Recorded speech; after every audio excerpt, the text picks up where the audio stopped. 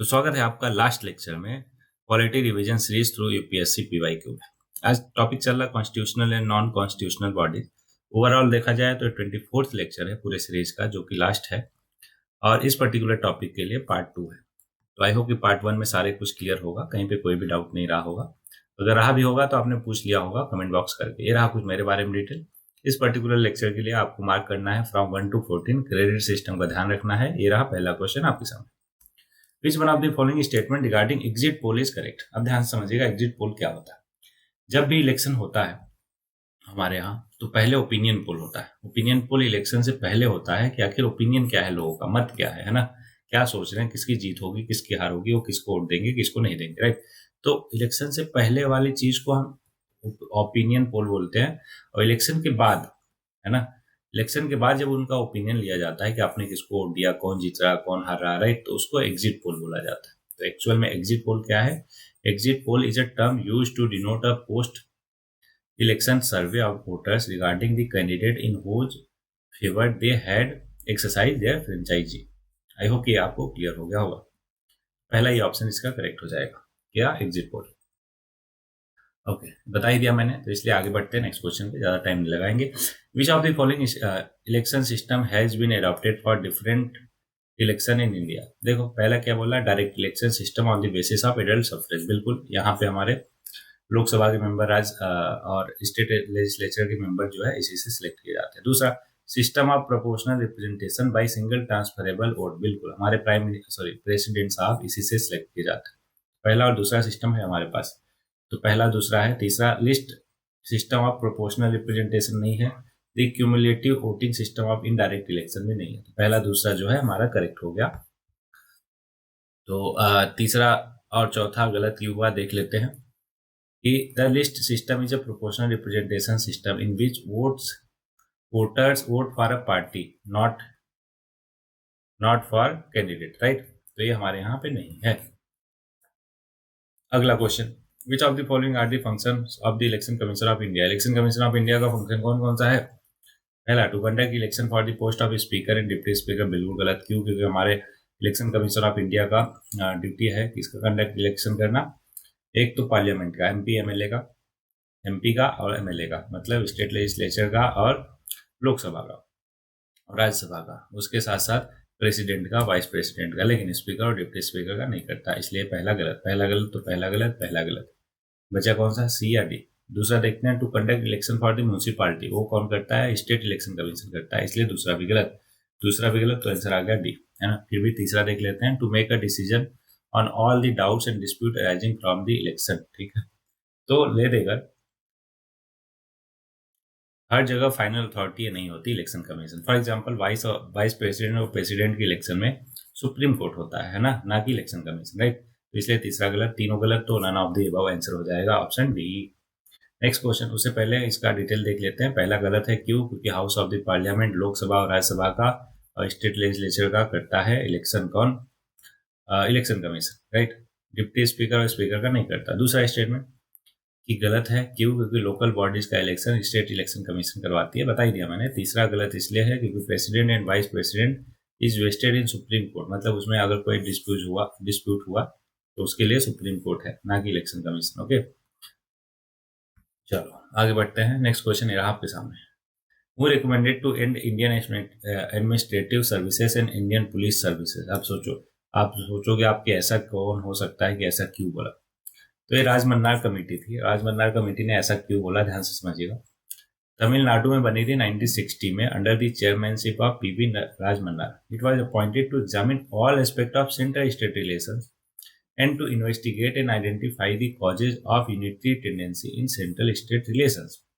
It proposed the abolition of IAS or IPS due to their excessive centralization, which was seen as a hindrance to the local self-government. इसलिए उन्होंने कहा कि abolish कर दो, हटा दो।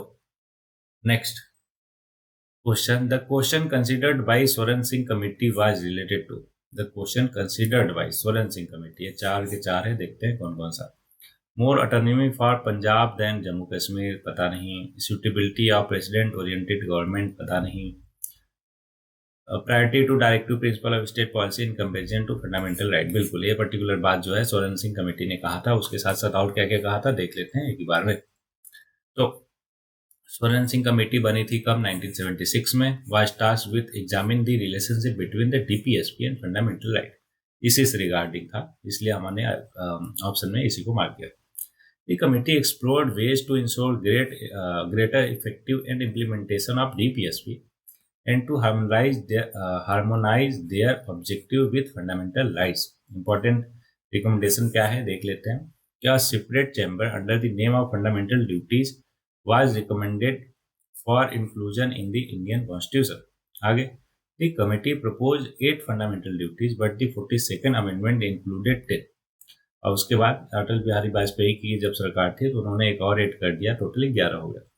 Not every recommendation was approve out of the whole set of recommendation. Okay, certain recommendation of the committee were not accepted by the Congress party and hence not incorporated in constitution. These include कौन कौन सा? कि parliament में provide for the imposition of the such penalty or punishment as may be considered appropriate for any non compliance with or refusal to observe any of the duties. उन्होंने कहा कि duties को enforceable बना दो, मतलब अगर कोई नहीं करेगा तो उन पे पेनाल्टी लगाओ, है ना, पनिशमेंट दो। तो इसको इंक्लूड नहीं किया कांग्रेस पार्टी ने। दूसरा, no law imposing such penalty or punishment shall be called in question in any court on the ground of infringement of any fundamental rights or on the ground of repugnancy to any other provision of the constitution. अगला, duty to pay taxes should also be a fundamental duty of the citizen. ये duty to pay taxes, सोचो, duty to pay taxes को fundamental duty अगर बता दो और उसको enforce करा दो, मतलब क्या होगा? फिर से वही कर वसूली वाला सिस्टम चालू हो जाएगा। क्वेश्चन नंबर 80 क्या बोल रहा है? In India which of the following is responsible for implementation of government of India policy in all matter concerning telecommunication. तो इसका डायरेक्ट आंसर आप जानो, ये है telecom regulatory authority of India, option B.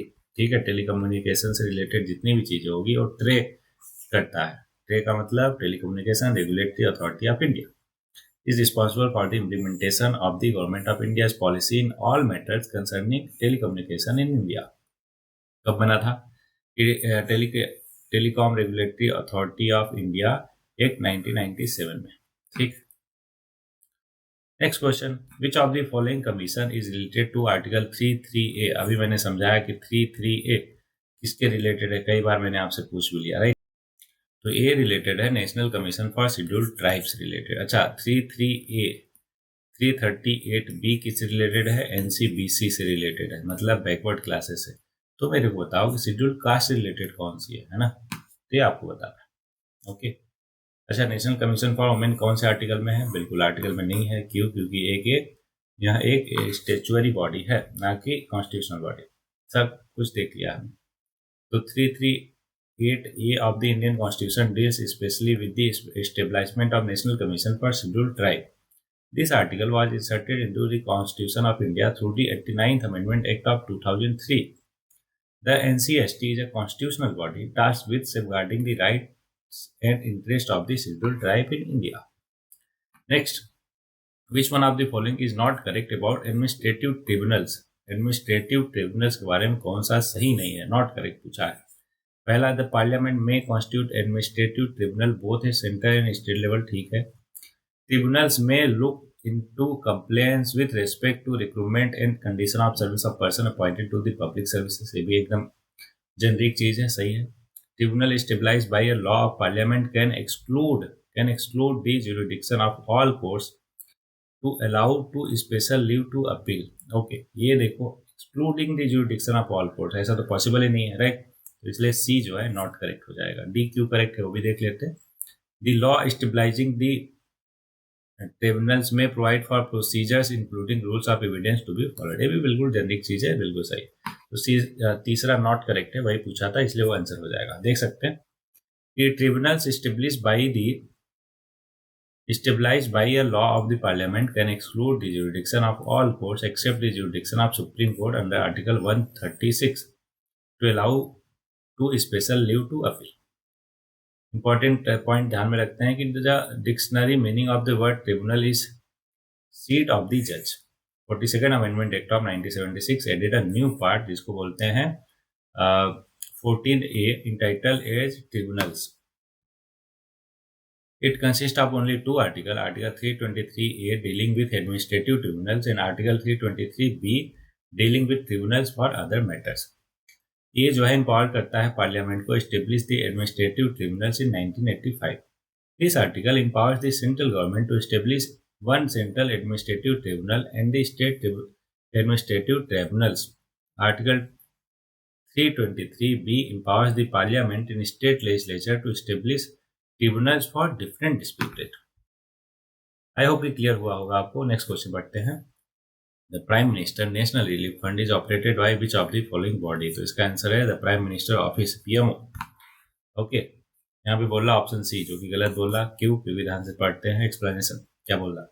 Established in 1948, used for immediate relief to family of those killed in natural calamity like flood, cyclone, and earthquake, etc., and to victims of the major accidents and riots. Headed by Prime Minister. Administration on the honorary basis by Joint Secretary to the Prime Minister as Secretary of the Fund.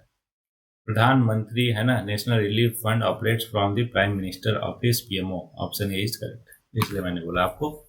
अच्छा, बाकी भी देख लेते हैं. ये जो है चलो आप पढ़ लेना आराम से. नेक्स्ट आते हैं. Which of the following are the function of the national commission human right commission. ठीक है. Inquiry at its own initiative on the violation of human right. बिल्कुल.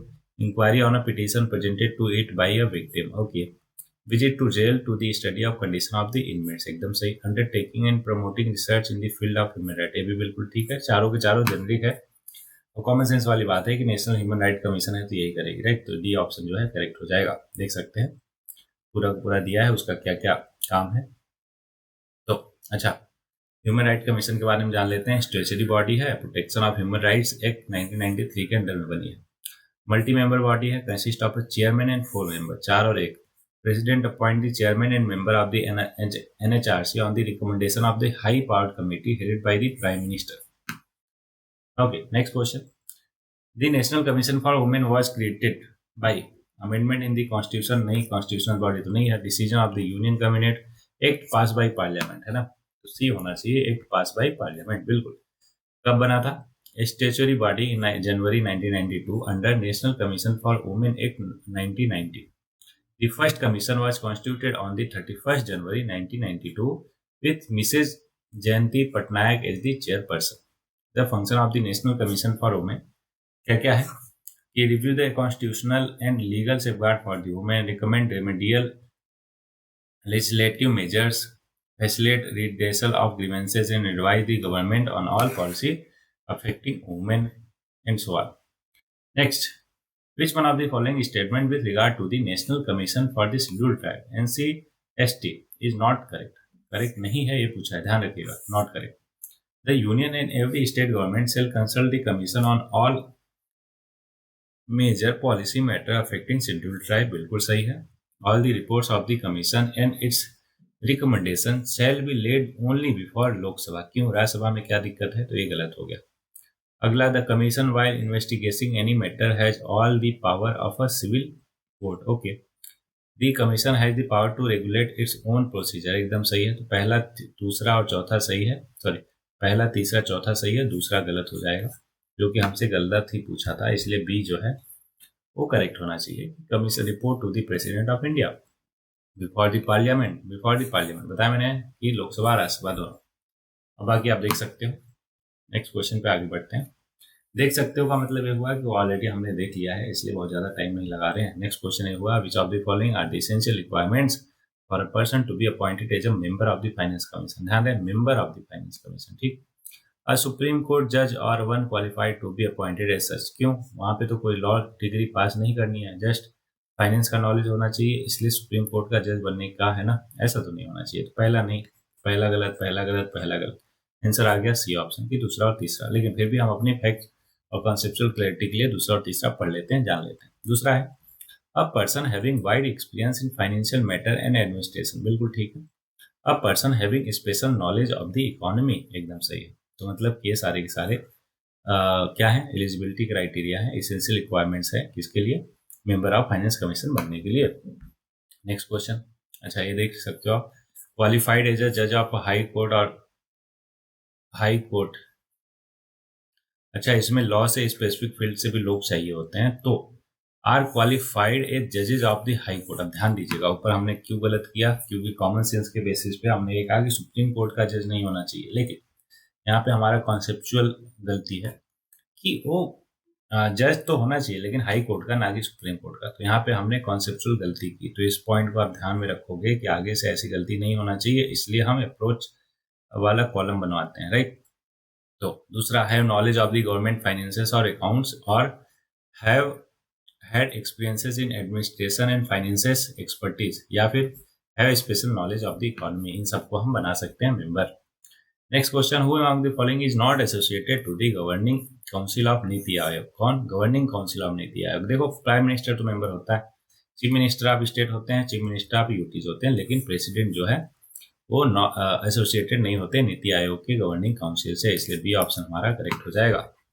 तो बस इतना ही था इस पर्टिकुलर लेक्चर में। आई होप कि ये सारे के सारे आपको क्वेश्चन बहुत अच्छे से क्लियर होंगे। तो ये वैसे भी हमारा लास्ट लेक्चर था, तो पूरी सीरीज आई होप कि आपको बहुत ही अच्छी लगी होगी और कितनी सारी कॉन्सेप्चुअल क्लियरिटी हुई होगी, और पॉलिटी को लेकर जो डर था आपके मन में या फिर रिवीजन करने में जो दिक्कत परेशानी आती थी वो अभी एकदम क्लियर हो गया होगा। इस तरीके से आप चाहो तो बाद में जब भी आपका मन करे रिवाइज करने का, तो इन सारे वीडियोस को गो थ्रू कर लेना आप। लाइक 24 वीडियो हैं टोटल, तो 12 घंटे का होगा लगभग। अगर आप 1.5x पे या 2x पे देखते हो तो 8 घंटा 6 घंटे में आपका पूरा पूरा क्वालिटी रिवाइज हो जाएगा थ्रू PYQ। और PYQ से बेहतर कुछ भी नहीं है। जितने भी टॉपर को आप सुनो पढ़ो है ना जानो, सब यही बोलते हैं कि PYQ जो है मक्का मदीना है यूपीएससी का, मतलब इसको करना ही करना है, चारों धाम है, ठीक है। यूपीएससी के चारों धाम कौन है? यही यूपीएससी का PYQ। तो इसी के साथ इस पर्टिकुलर लेक्चर को एंड करते हैं। अच्छा, और आगे इसमें इस सीरीज में और भी ऐड करते जाएंगे, जैसे जैसे नए ईयर के है ना पेपर आते जाएंगे, मतलब यूपीएससी के एग्जाम होते जाएंगे, तो उनको कंबाइन करके एक साथ ही अपलोड कर दिया करूंगा, ठीक है।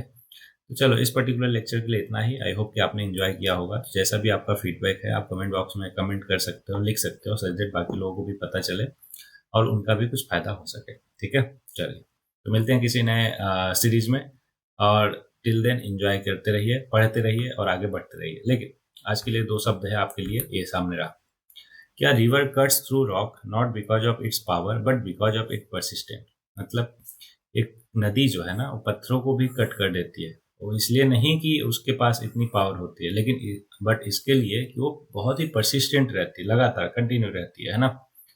कि जितना ज़्यादा आप प्रैक्टिस करते हो, रेगुलर रहते हो, कंसिस्टेंट रहते हो अपनी चीज़ों में है ना, उतना ही जल्दी आप पत्थर जैसी पर्पज को, एम को भी भेद पाते हो, राइट।